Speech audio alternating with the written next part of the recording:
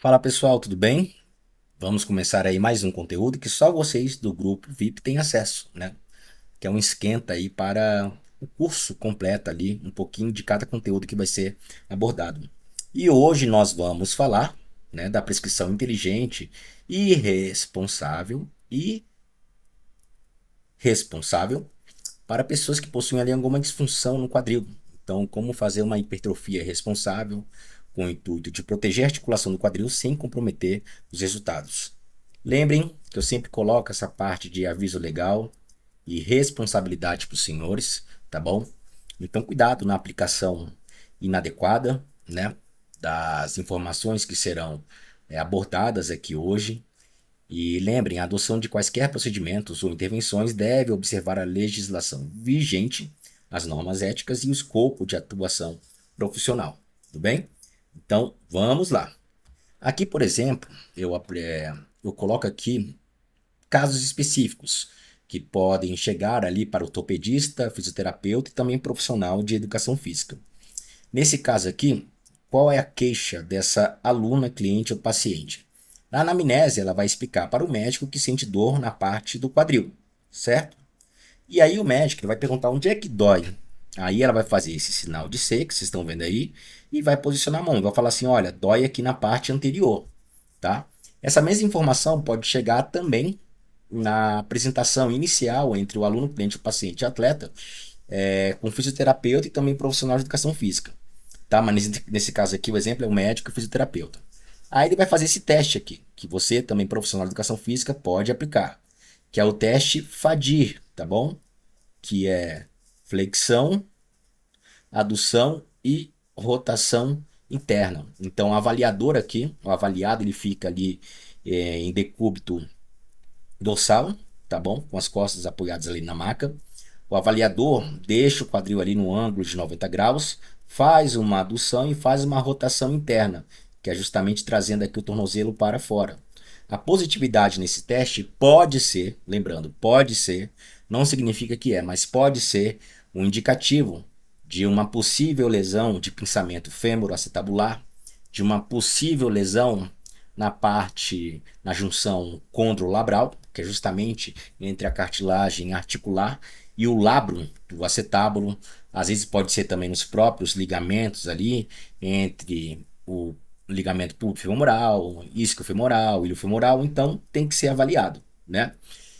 Nesse caso, se há positividade, aí encaminha para o médico para fazer a avaliação, né? Uma ressonância magnética, um exame de imagem, tá? Só para confirmação dos resultados e para fazer uma prescrição mais inteligente e responsável. O outro caso, nesse aqui, ó, nessa figura aqui, você pode ver que a aluna ela agachou até um ângulo ali de 90 graus, mas você pode ver que ela faz ali uma certa rotação de novo interna, um joelho ali mais valgo, né? E aí que tá. Nesse formato aqui, de grande flexão, aqui ó, do quadril que vocês estão vendo, com essa rotação interna, você tende a promover a fricção ou o contato entre ali a, a cabeça do fêmur, que agora tem uma displasia, com a margem anterior do acetábulo. Então ali vai apresentar dor, né?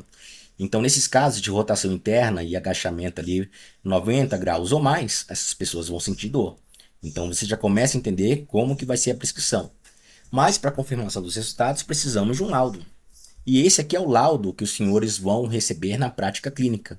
E é importante saber interpretar, né? E aqui, durante essa aula, eu vou explicar um pouquinho aqui para os senhores. Primeiro aqui, ó, aqui ele fala aqui, ó, quadril direito. Pessoal, tem que ler mesmo, tá? Quadril direito, ó, sinais de hipercobertura acetabular. O que que é isso? Já já vou explicar. Antero superior. O que que é isso? Também já já vou explicar. Tudo bem? Aqui, ó, antero superior. Já já vocês vão entender. Ó, caracterizado por impacto do tipo pincer. Tudo bem? Observa-se ali, ó, afilamento. O que que é afilamento aqui dá? No contexto da medicina, fisioterapia, educação física significa perda da espessura de uma estrutura. Ela fica mais fina. Aqui nós temos uma lesão degenerativa no lábio acetabular ou labrum, anterior, de novo, ó, com cisto paralabral. O que é esse cisto paralabral? É justamente uma bolsa de líquido adjacente ali ou muito perto ao labrum, tá? E aí nós temos aqui, ó, no fêmur, vamos ver aqui, ó, alteração na transição cabeça-colo-femoral, com diminuição da esfericidade, já já vocês vão entender. Quando ele fala aqui diminuição da esfericidade, é porque a cabeça do fêmur não tem aquele formato, aquela bolinha tradicional que a gente vê nos livros, tá? E aí ele coloca aqui, ó, sinal de pistol grip. O que é pistol grip? Aquelas pistolas de faroeste, já já vocês vão entender. Compatível com impacto do tipo CAM, olha lá, bump ósseo, e ângulo alfa elevado, que já já eu vou explicar para os senhores. Ó, aqui ele coloca condromalácia do grau de grau 2 para 3. Lembra que na aula de joelho eu apresentei aquela classificação de Alter Bridge, de 1961. Isso aqui é indicativo de quê? De uma lesão que já tem uma espessura maior, ou ali igual a 1,5 centímetros, já a exposição do osso subcondral. E ele coloca aqui, ó, na vertente antero-superior da acetábulo, de novo. Ó, irregularidade e redução na espessura da cartilagem hialina. O que é a cartilagem hialina? É a cartilagem articular, né? Então já já vocês vão entender isso, tá? E aqui no final vem, ó, mais interessante, claro, do ponto de vista da informação, o laudo, que ele coloca aqui, ó, síndrome de impacto femoroacetabular do tipo misto, CAM e pincer, no quadril direito. Nem sempre vai acontecer nos dois, tá? Quando fala assim, de um lado e no outro. Não, vai acontecer às vezes só de um lado, tá? Por isso, voltando aqui esse teste do Fadir, é importante você fazer de um lado e depois no membro contralateral, até para comparar os resultados, tá bom? Ele coloca aqui, ó, lesão do lábio acetabular, labro, anterior, de novo anterior, com cisto paralabral, que é aquela bolsa de líquido, e condromalácia acetabular, né? Então ele fala ali da a cartilagem articular, a cartilagem hialina do acetábulo já está prejudicada. Então você já tem ali uma fissura e também um pouquinho de exposição do osso subcondral. E aí que vem um problema, né? Se você não prescrever direito, a tendência é só piorar isso aqui. E aí o problema é fazer uma artroscopia, artroplastia e por aí vai, né? Colocar uma prótese. Então, por isso que uma prescrição consciente e responsável é fundamental, tá bom? Vamos lá então. Aqui nós temos uma visão da parte lateral, né? É como se o Dahan tivesse aqui, vocês estão vendo aqui o Dahan com o lado direito, né? Meu lado direito. Aqui o acetábulo, que é a junção aqui de três ossos específicos, que é o pubis, íleo e isquio, tá bom? E aqui você tem, ó, isso aqui que vocês estão vendo aqui, ó, Deus do céu, ó, isso aqui que vocês estão vendo é a cartilagem articular. Ela tem essa face semilunar, não é? Ou cartilagem hialina, tá bom? E aqui vocês estão vendo bem aqui no meio é a fossa do acetábulo, que já já eu vou comentar. E por que é importante eu apresentar essa figura aqui para os senhores? É porque aqui você vê uma parte anterior, superior, tudo bem? E posterior. E por que eu estou falando isso? Por causa do laudo aqui. Ele coloca aqui, ó, lesão acetabular antero-superior. O que isso quer dizer? Ó, lesão acetabular do labrum anterior. Então a gente já começa a ter um entendimento aqui, tudo bem? Por isso que entender um pouquinho de anatomia, cinesiologia, biomecânica, associada à prescrição do exercício físico é fundamental, tá bom? Aqui, olha só que legal. Aqui você tem um ligamento que sai aqui da cabeça do fêmur. Aqui, esse lugarzinho aqui você tem a fóvea, tá bom? E bem aqui, ó, você tem um colo do fêmur. Olha lá que bonitinho. Você pode ver que isso aqui, ó, é o que a gente espera do nosso aluno, cliente ou paciente, que ele tenha esse afunilamento. E a cabeça aqui, ó, do fêmur, você pode ver que ela é esférica. Então ela tem uma regularidade. E aí que vem, voltando ao laudo. O que ele coloca aqui para nós? Do laudo, olha lá. Vou apagar aqui, ó. Ó, diminuição da esfericidade da cabeça femoral anterolateral. Sinal de pistol grip. Caramba. Então, quando ele fala diminuição da esfericidade da cabeça do fêmur anterolateral, caramba, significa que, ó, esse negócio aqui, ó, não tá bonitinho, entendeu? Você tem uma alteração da esfericidade, não tá redondinho assim. É uma displasia, que já já vou comentar para os senhores. Daí nós temos que também ter uma ideia da visão superior. principalmente associado aqui, ó lá, cabeça do fêmur, bem esférica, tá bom? Quando ele fala diminuição da esfericidade, significa que ela não está esférica, ela altera aqui, ó. E você não tem esse afunilamento aqui que a gente está vendo, tá? Então, por isso aqui que é uma lesão do tipo CAN, ou pensamento, uma característica do tipo CAN, é isso que eu quero dizer, tá bom? Quando a gente fala tipo CAN, engenharia mecânica, aí depois vocês dão uma pesquisada, tá? Tem um porquê para isso.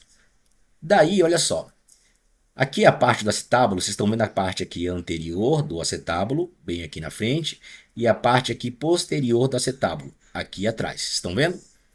E aí, olha só, quando ele fala tipo pincer, o que quer dizer? Essa parte anterior do acetábulo, ela vai mais para frente, ela tem uma protusão. Vocês estão vendo? Ó, vou desenhar aqui melhor.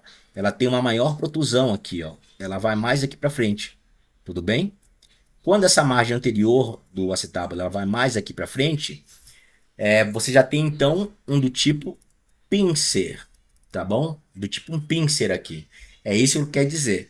Então, quando você tem, olha lá, a alteração da esfericidade da cabeça do fêmur, quando uma pessoa ela faz uma flexão do quadril no ângulo de 90 graus, ela coloca em contato essa parte anterior aqui da cabeça do fêmur com a margem anterior do acetábulo, que já está em protusão. Aí, meu irmão, pinçamento, desgaste, alteração da junção condrolabral, dessa parte anterior e por aí vai. Aí é ruim, tá bom? Continuando.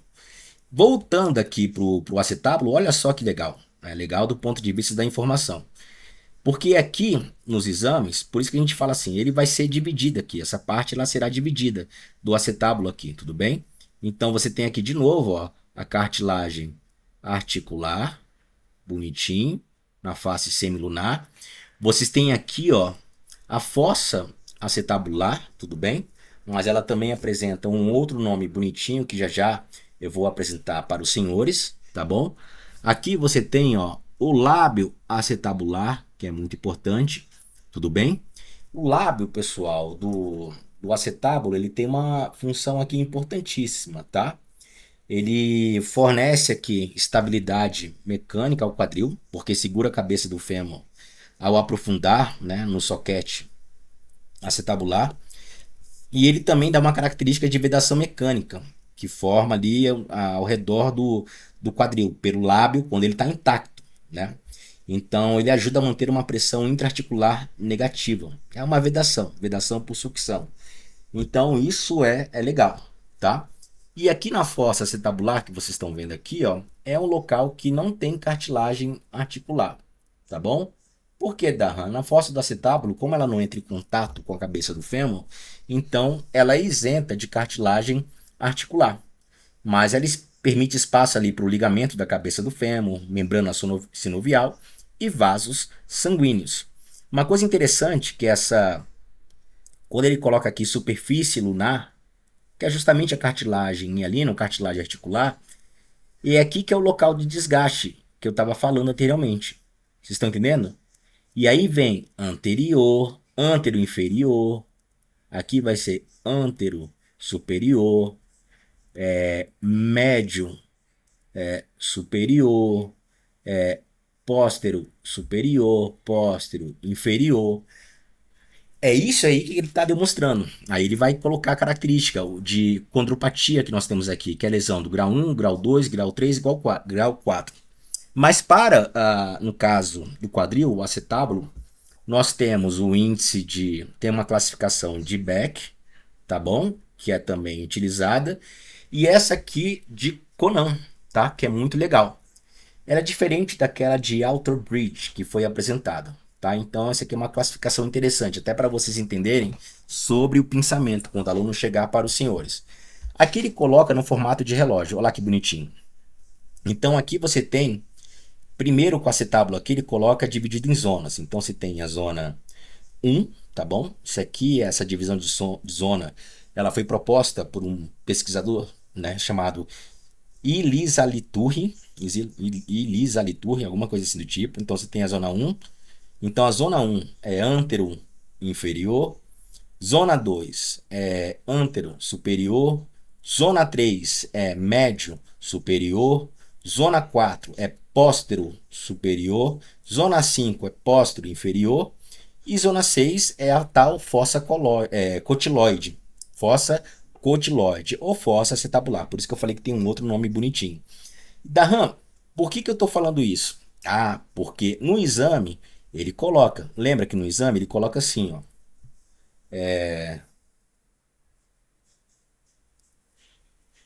Então aí, no exame, o que ele coloca aqui para nós, ó? Olha só. Sinais de hipercobertura acetabular antero-superior, impacto do tipo pincer, que eu já expliquei. Ó, lesão degenerativa no lábio acetabular, labrum anterior. Vocês estão vendo ali? Então isso é fundamental, tá? Voltando. Aí vocês estão, acho que vocês estão começando a entender. Pelo menos espero que sim, tá? E aí, bem aqui, a gente vai ter de novo a junção condrolabral, né? Aqui nessa parte aqui, ó. Das zonas 1, 2, 3, 4, 5, 6, que é justamente o que dá? É a junção da área de transição anatômica, onde o lábio do acetábulo, o labrum, se une à cartilagem articular do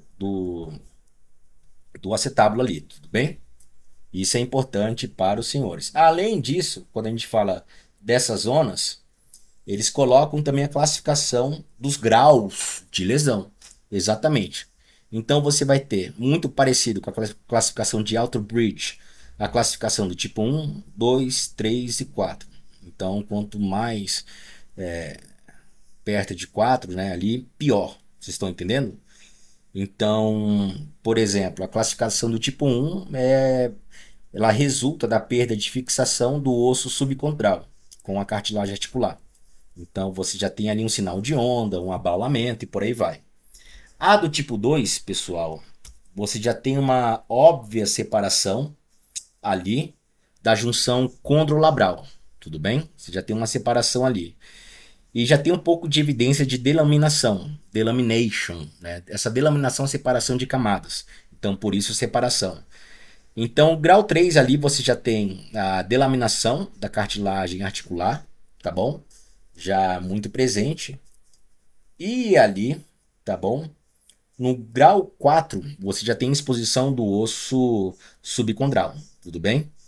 Então aqui, ó, outra coisa interessante, que além disso, eles colocam ali a classificação de 1, 2, 3 e 4 em zonas, zona A, B e C.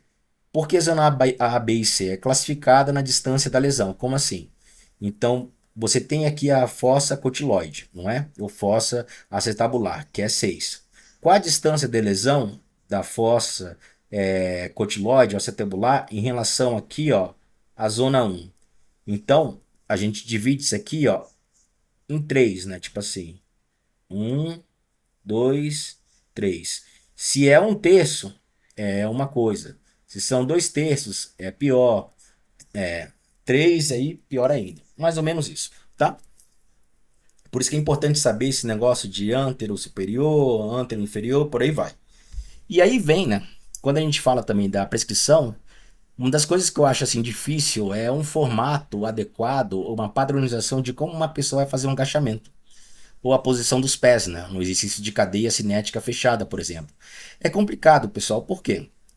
Existem pessoas que serão do tipo A, mas quantas pessoas são do tipo A, que é normal? Mas existem pessoas que serão um ângulo de inclinação aqui, ó, que é o formato do fêmur proximal, o ângulo de inclinação. Aqui você tem uma coxa-vara, que é um ângulo aqui ah, de 105 graus, tudo bem? É um ângulo aqui de 105 graus. E aqui você vai ter uma coxa valga. Então aqui já é um ângulo de 140 graus, é um ângulo maior. Então, e aí, pessoal? Como? Será que isso aqui também impacta? Pode sim impactar, tá bom?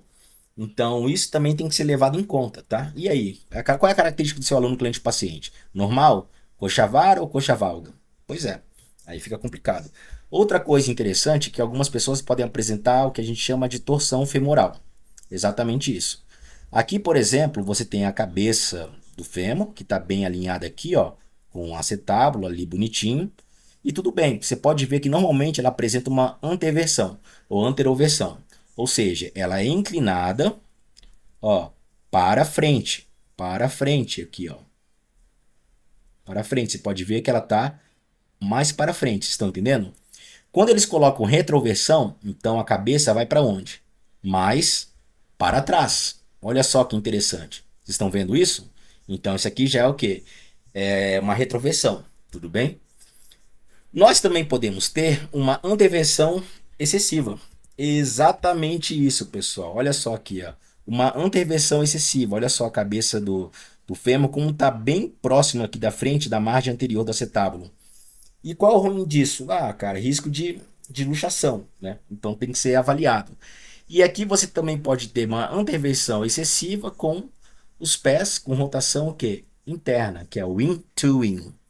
Pois é. E aí, qual é a característica do seu aluno, cliente ou paciente? Será que essa anteversão excessiva, essa retroversão excessiva, pode ser uma característica de encurtamento de alguns músculos? Sim, por isso que tem que ser avaliado, tudo bem? Daí, pessoal, nós também temos algo interessante aqui, que é o primeiro, o ângulo centro-borda, né? O que que esse ângulo centro-borda ele indica para nós? Ele indica a cobertura aqui, ó, da cabeça do fêmur pelo acetábulo. Então, no ângulo de 35 graus está ok, mas e se esse ângulo fosse maior aqui, ó? Então, significa que existe uma sobrecobertura, uma maior cobertura do acetábulo aqui em relação à cabeça do fêmur, o que vai dar a característica do tipo pincer. Tudo bem? Legal, né? Eu acho que agora deve estar fazendo sentido para os senhores. Tudo bem? E quanto menor esse ângulo centro-borda, também é pior, porque também é um risco de luxação, então não pode ter excesso. Agora nesse aqui, ó, ângulo de anteversão acetabular, é uma extensão que o acetábulo ele está voltado anteriormente e pode ser medido isso aqui por tomografia computadorizada, tá? Isso aqui é legal, ó. Esse ângulo de anteversão acetabular, mais uma vez, é uma extensão aqui, o acetábulo está voltado anteriormente. Isso aqui é interessante, né? Então, quantas das pessoas que vocês têm essa característica do acetábulo está voltado mais para frente? Vocês estão entendendo? Uma anteversão do acetábulo. Olha só que legal, né? Claro, quando eu falo assim, legal é do ponto de vista da informação. E aí, pessoal, além disso, nós também temos os ligamentos que dão ali uma estabilidade dinâmica. Então, se tem o ligamento aqui, ó, iliofemoral, isquiofemoral, o ligamento pubofemoral, tá?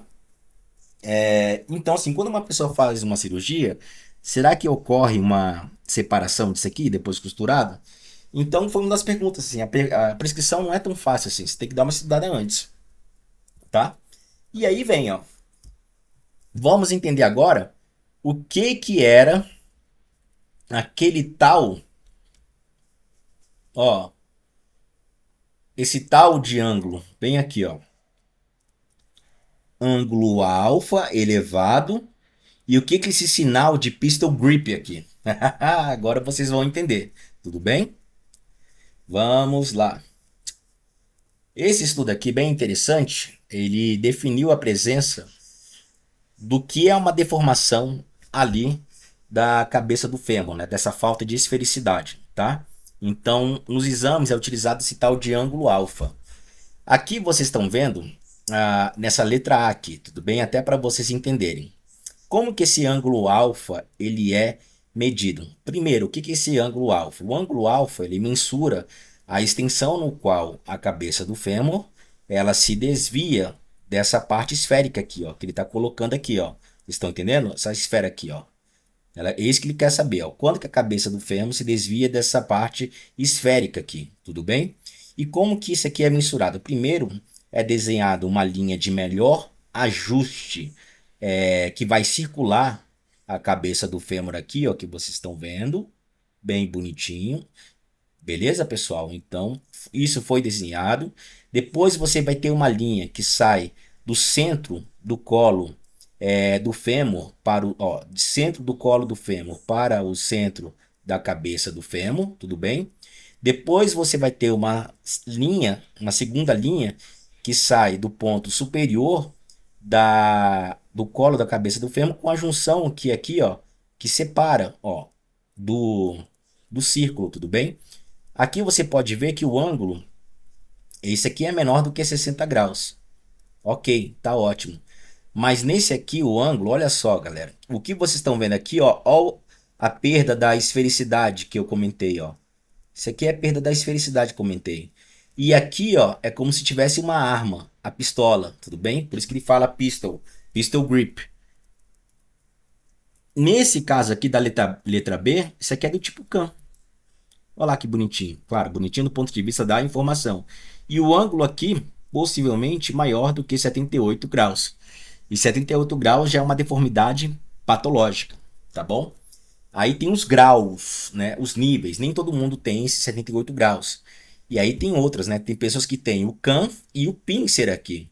E nem sempre a alteração do formato da cabeça do fêmur acontece na parte anterior. Ela pode também acontecer na parte posterior. Caramba, pois é. Coisas da vida, tá? E aí a gente chega numa parte importante, que senão vai ultrapassar aqui o tempo e aí vocês vão ficar, né, um pouco insatisfeitos, né, com o processo. Isso aqui foi um estudo interessante, olha só. Será que, olha, CAN-FI, ó, pensamento fêmur-acetabular do tipo CAN, e ângulos, ó, ângulos do colo do fêmur, que ele coloca aqui, menor. Se o ângulo menor do colo do fêmur aumenta o estresse no osso subcondral durante o agachamento, como assim, Darram? O ângulo pequeno ali é da cabeça do colo do fêmur. Esse ângulo que ele coloca aí, pessoal, é esse aqui, ó. Que eu falei, ó. O ângulo pequeno que ele coloca é esse ângulo aqui de inclinação. Tudo bem? Então aqui você tem 105 graus e aqui você tem 140 graus. Então 105 graus é uma coxa o que? Vara, que é o ângulo pequeno. 140 graus, que é o ângulo grande, já é uma coxa valga. Só para vocês entenderem, tá? Separou essa galera, olha só. E vem um negócio importante. Nós temos a característica dos indivíduos que são sintomáticos e sentem dor e aqueles que são assintomáticos, tá bom? E isso é importante de vocês também entenderem. E aí eles mensuraram. E olha só aqui, ó, eu quero que vocês observem essa figura aqui da letra E. Então você tem a parte aqui, ó, anterolateral, anteromedial, que está mais perto do centro e da linha mediana do plano sagital, superolateral, superomedial, posterolateral e posteromedial. Isso é importante, tudo bem? Daí, o que eles demonstraram? Nós temos aqui, ó, o estresse sobre a cartilagem hialina do acetábulo, tudo bem? Então, vamos ver aqui, ó. Nós temos indivíduos que são sintomáticos, indivíduos que são assintomáticos, indivíduos que são aqui controle, tudo bem? O que nós temos aqui? Parte, olha só, pessoal, o que nós temos vendo aqui, ó? Olha só essa figura aqui, ó. Ó, anterior, superior e posterior. Você pode ver que os sintomáticos apresentam onde o estresse? Na parte anterior e parte também o que? Posterior. E o que é esse raio aqui? Que é um ângulo alto. O ângulo alto é de uma coxa mais o que? Valga. E o ângulo aqui menor é de uma coxa vara. Tudo bem? O sintomático aqui, ó, você pode ver que ele tem um estresse maior. 7,2 megapascals e aqui 10,4 megapascals, né? Já o assintomático, ele possui um estresse menor, 6,9 megapascals e 7,5 megapascals. Mas você pode ver aqui no ângulo, que é do tipo de coxa vara, que é o ângulo inferior, né? O estresse parece ser maior, não é verdade?